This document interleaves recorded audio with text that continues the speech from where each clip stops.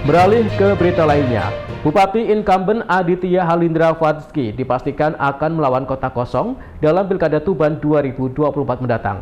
Pasalnya, pasangan bakal calon Halindra Djoko Sarwono telah menerima rekom dari 6 partai politik. PKB yang sebelumnya digadang menjadi penantang justru ikut merapat. Pemilihan kepala daerah atau pilkada serentak di Kabupaten Tuban hampir dipastikan hanya diikuti oleh satu pasangan calon. Pasalnya, Bupati incumbent Aditya Halindra Fatsky telah mengantongi rekomendasi dari 6 partai politik. Masing-masing adalah Partai Golkar, Gerindra, Demokrat, P3, PAN, dan PKB. PKB yang sebelumnya digadang akan menjadi penantang justru secara mengejutkan juga memberikan rekom kepada Bupati Halindra. Rekom dalam bentuk dokumen model B tersebut diserahkan langsung oleh Ketua Umum PKB Muhaimin Iskandar, didampingi Ketua PKB Kabupaten Tuban Miyadi di Jakarta Minggu 18 Agustus 2024. Rekom yang turun dari 6 partai tersebut tertulis bahwa Bupati Halindra berpasangan dengan Kepala Badan Perencanaan Pembangunan Daerah, Penelitian dan Pengembangan atau Bapedalitbang Tuban, yaitu Djoko Sarwono. Aksi borong rekom ini membuat pasangan Halindra Djoko dipastikan akan melawan kota kosong pada Pilkada Tuban 27 November 2024 mendatang karena sudah mengantongi total 41 kursi DPRD. Sedangkan 9 kursi sisanya, yakni PDI Perjuangan 5 kursi dan Nasdem 4 kursi, tidak bisa mengusung calon sendiri. Menanggapi hal ini, Direktur Indopol Jawa Timur, Fauzin menilai bahwa aksi borong rekom seperti ini tidak baik untuk demokrasi. Pasalnya masyarakat dan pemilih tidak punya opsi untuk memilih calon lain.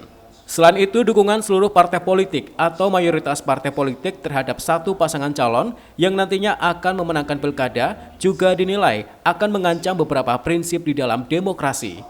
Pasalnya, nantinya tidak ada lagi pengawasan, penyeimbang, serta kontrol secara kritis dari DPRD terhadap jalannya pemerintahan, sehingga rawan terjadi penyelewengan wewenang dan kekuasaan. Sementara kota kosong itu pada hakikatnya bukan sebuah pilihan, bukan sebuah opsi.